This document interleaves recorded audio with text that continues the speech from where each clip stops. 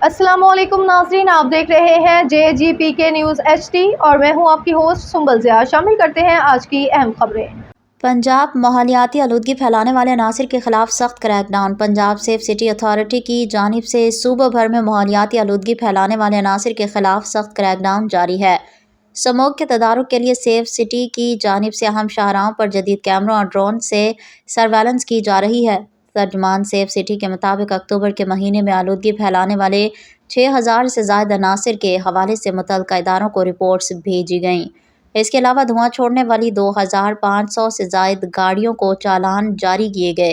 तर्जुमान ने बताया कि 148 मकामात पर फसलों के बाक़ियात और कूड़ा जलाने वालों की रिपोर्ट मुतल्लिका महकमों को कार्रवाई के लिए भिजवाई गई।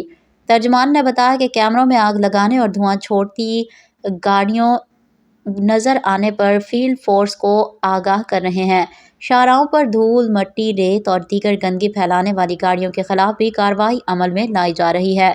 पंजाब सेफ सिटीज़ अथॉरिटी के तर्जुमान ने अपील की है कि स्मोक की आफत से निजात के लिए शहरी भी अपना किरदार अदा करें।